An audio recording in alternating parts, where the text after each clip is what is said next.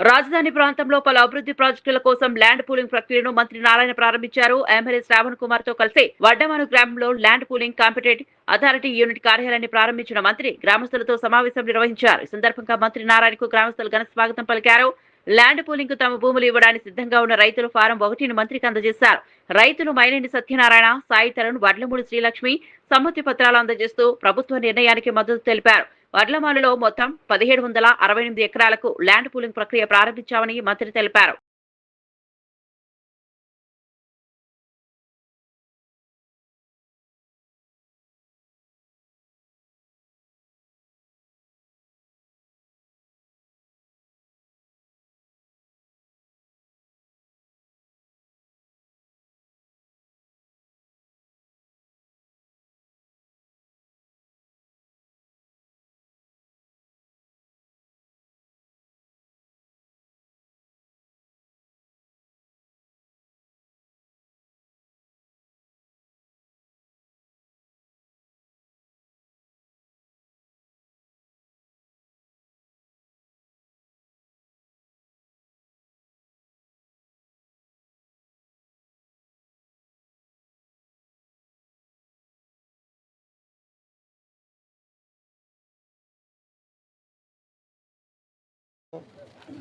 పదహారు వందల 1768 ఎకరాలకి ల్యాండ్ పుల్లింగ్ కార్యక్రమాన్ని ఈరోజు ఆఫీస్ ఓపెన్ చేసి స్టార్ట్ చేసాం.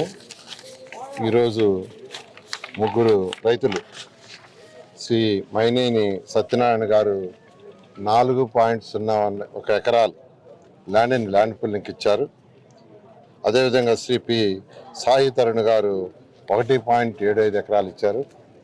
అదేవిధంగా శ్రీమతి వడ్లమూడి శ్రీలక్ష్మి గారు 4.22 ఎకరాలు ల్యాండ్ ఇవ్వటం, దానికి సమ్మతిస్తూ ఫామ్ 1 ఈరోజు జరిగింది.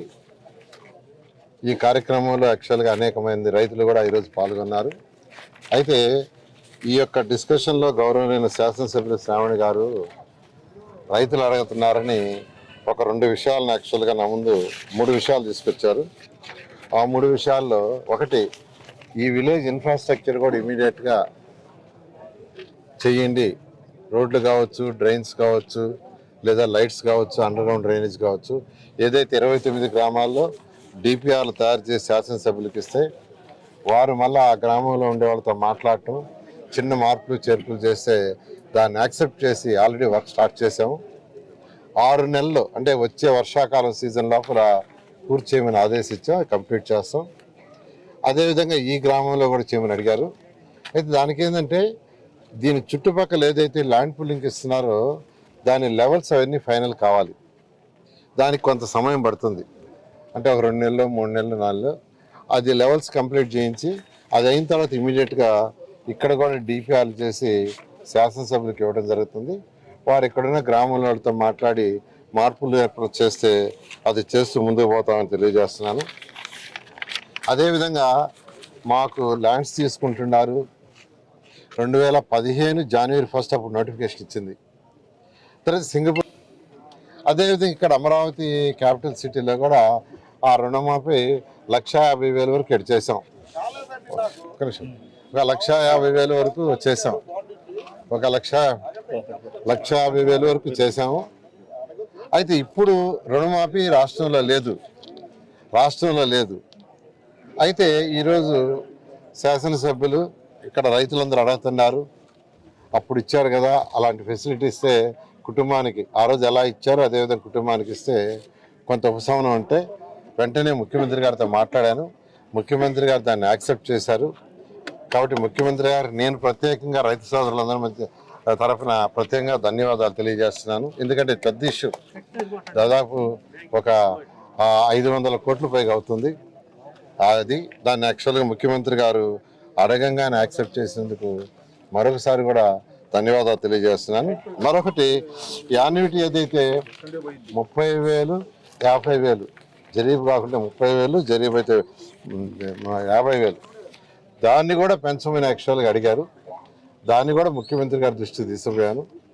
అయితే ముఖ్యమంత్రి గారు అడిగి చెప్పారు, ఆ రోజు 14-19లో ఆ రోజు రైతు సోదరులందరూ వేసిన క్యాలిక్యులేషన్ ఏంటంటే ఖర్చు ఎంత అవుతుంది పండించడానికి, ఎంత రాబడి వస్తుంది, నెట్ రాబడి ఎంత వస్తుంది అనే దాని మీద చేశారు. అలాంటిది వర్క్ చేసుకొని రమ్మన్నారు. ఇన్ ప్రిన్సిపల్ యాక్సెప్ట్ చేశారు. ఇన్ ప్రిన్సిపల్ పెంచడానికి యాక్సెప్ట్ చేశారు, కానీ ఎంత పెంచాలనేది ఆ ఖర్చు, వచ్చే రాబడి, నెట్ ఆదాయం క్యాలిక్యులేట్ చేసుకొని రమ్మన్నారు. ఈరోజు ముఖ్యమంత్రి గారు ఢిల్లీ పోతున్నారు కాబట్టి అది సిఆర్డీ వాళ్ళు క్యాలిక్యులేట్ చేసి ఆ తర్వాత ప్రజాప్రతినిధులతో కూడా చూపించి తర్వాత ముఖ్యమంత్రి గారికి చూపించి దాని మీద ఒక డెసిషన్ తీసుకొని ముందుకు పోవడం జరుగుతుంది.